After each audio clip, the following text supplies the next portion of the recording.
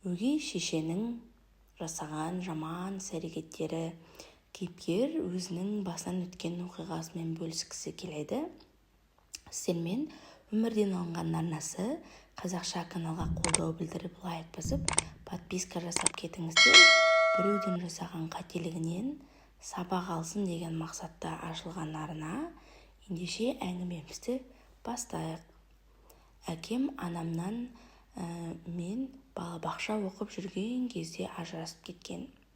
Мен үшін әкем мен анамның арасында ешқандай ұрсыс болмаған. Мен ата-анамның бір ретте болсын ұрсысқанын естімегенмін. Менің отбасым нағыз кәдімгідей еліктейтін отбасының нағыз идеалды отбасы болатын менің түсінігімше. Сүйікті анам, қамқоршы әкем, біздің сүйікті мысығымыз.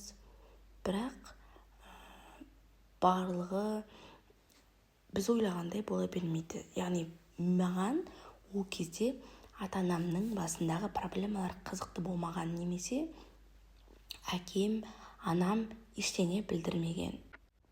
Менің әкем өте жақсы адам болатын, шын мәнісінде. Аты үлкен әріппен айтатындай өте жақсы кісі болды. Бірақ өзінің отбасы үшін кез келген мәселені шешетін адам болатын. Үлкен беделді компанияда өзінің бір кереметтей орны бар еді. Өзінің туғандарына бізге сыйлықтар ылғи да беріп тұратын. Жалпы айтқанда өте керемет әке болатын. Бірақ менің анаммен отношениясы мүлдем басқаша болатын. Негізі барлық нәрсені мен шын мәнісінде қалай болғанын білмедім ол кезде. Бірақ менің әкем анаммен ажырасты. Ажырасқаннан кейін 3 жылдан кейін менің жасым 10-ға толған кезде менің әкем өзіне жаңа әйел тапты. Ажырасқаннан кейін 3 жылдан кейін. Өгей шешем барлық жағынан идеальный болды. Өте сұлу, ақ көңіл, кәдімгідей түсінігі мол, қамқоршы, шаруаға прям керемет, барлық нәрсе керемет тамақтар жасайтын. Мені де өзінің баласындай бірден қабылдап кетті. Бұл бұрын тұрмыста болмаған. Маған өзімнің анамның орнын басу үшін, кәдімгідей мені мамамдай болу үшін барлық іс-әрекеттерді жасайтын. Бірақ өгей шеше деген ешқашан ананың орнын баспайды. Әсіресе ештеңені түсінбейтін баланың көзінде. Мен әр кезде әкемнен өзімнің анаммен жаңағыдай қосылуларын сұрайтынмын. Маған ештеңе қызық емес болатын. Өгей шешемнің қаншалықты жаңағыдай қамқоршы болса да, ол маған мүлдем қызық емес болатын. Мен сол жаңағыдай өгей шешем келгеннен бері 1 жыл бойы өгей шешеме жаңағыдай неше түрлі жаман мазақтайтын әрекеттер жасадым. Басында оның шыдамының таусылғанша кәдімгідей еркелеп, оның тамақтарын төгіп, ішпей, тарелкадан аударып тастап, әкеме кәдімгідей истерика закатывать ететін тұғым. Әр кезде үшеуміз көшеге қыдыруға шыққан кезде мен енді ештеңе түсінбейтін тұғымын. Бірақ ол іс-әрекеттердің ештеңесі маған көмектескен жоқ. Әкем кешіретін тұғын мені. Әр күн сайын менің өгей шешеме деген жек көрінішім өсе берді. Сөйтіп мен бір күні өгей шешемнің қалтасынан, әкем өгей шешемнің қалтасынан еркектерден келген хаттарды оқып қалады. Олар қандай керемет әйелсің, рахмет саған деген неше түрлі хаттарын оқиды. Өгей шешемнің үстінен басқа еркектердің әтірін иіскейді. Бірақ оның барлығын менің құрған планымнан болатын. Оның барлығы менің керемет жоспарымның арқасында.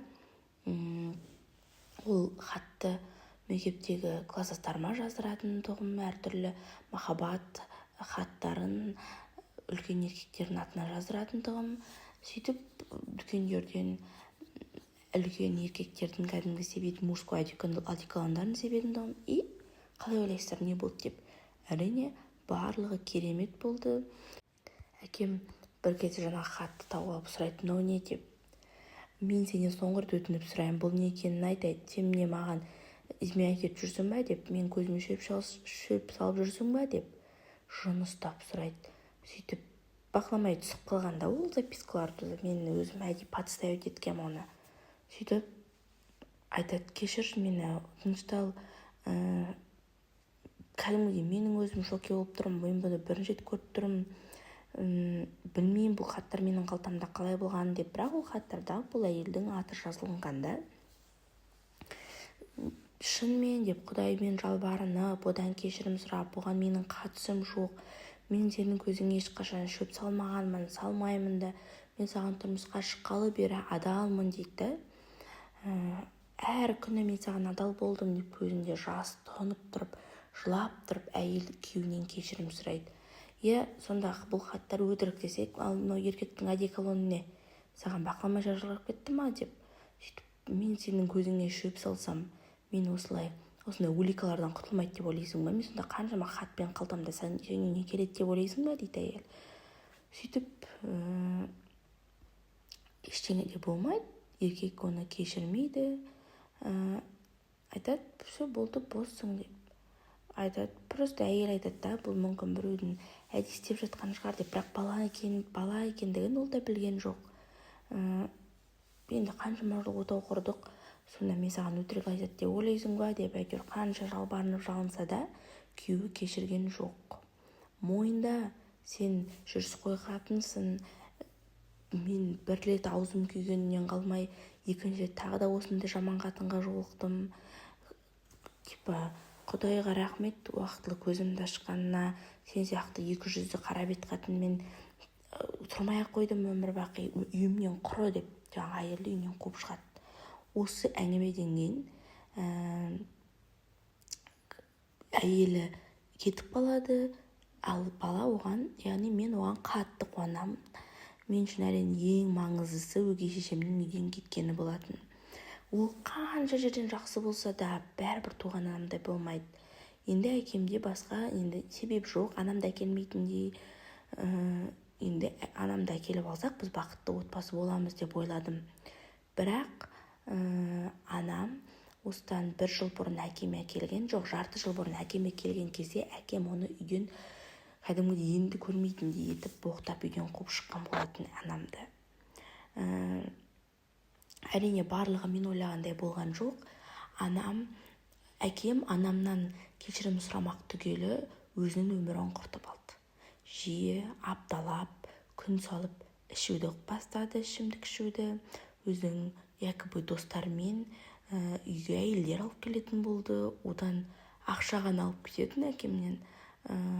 Енді мен ұнатуға да тырыспайтын, ақшаны алып, сөйтіп әйелдер просто кетіп қалатын тұғын. Сөйтіп әкем мен туралы мүлдем ұмытып кетті. Үйіміздің берекесі кетті. Менің өгей шешем кеткелі бері дәмді таңғы-астар, үтіктелген киімдер, менің әкемнің жүзінен күлкі жаңағы өгей шешеммен бірге кетті. Сөйтіп әкем тағы да бір мәрте өзін бір кезекті достарыммен отырысында үйде бір әңгімені құлағым естіп қалады менің анам жайлы. Қалай адамның осынша күйіп қалатынына қалай деймді деп айтып жатыр да. Екі әйел екеуі де жүріс қой болып шықты. Мен не сонда өмірде жолым болмайтын еркекпін ба деп кәдімгідей жылап айтып отыр да достарына. Не істейсің енді, ештеңе етпейді дейді. Мен саған басында айтқан бұл саған екінші әйелінің қатын болмайтынына. Ал сөйтіп айтып отыр да, мен қалай балама айтам оның анасы жүріс қой екендігін. Балам кәдімгідей үміттеніп, сол біз отбасы боламыз деген жаңағыдай сеніммен жүр ғой дейді. Достарына айтып отыр да, бірінші әйелім осыдан 1 жыл бұрын кешірім сұрауға келгенін айтып бердім сендерге, өзінің ақшасы бітіп қалып, ана бай адамы тастап кеткеннен кейін маған келіп тұр ақша алу үшін деп. Әрине оны кіргізген жоқпын үйге. Сөйтіп менің бүкіл әлемім құлдырап, кәдімгідей көз алдымдағы идеалды үйім, берекелі отбасым өзімнің анам мен әкеммен көз алдымда кәдімгідей құлады. Себебі анам шынымен де жаман адам екендігіне әкемнің әңгімелерінен көзім жетті. Сонда менің әкемді бірінші құртқан анам, сөйтіп екінші өмірін құртқан мен ба деп бала өз-өзінен келеді. Сол моментте менің көп нәрсені өзгерткім келеді. Жаңағыдай жылап, шындықты айтқым келді әкеме, бірақ өгей шешемді мен қайтып үйге оралтқым келді. Сөйтіп мен өз бетіммен өгей шешемді іздеп бастадым. Барлық оқиғаны айтып берейін деп, себебі ол барлық нәрсені түсінетін әйел болатындығын.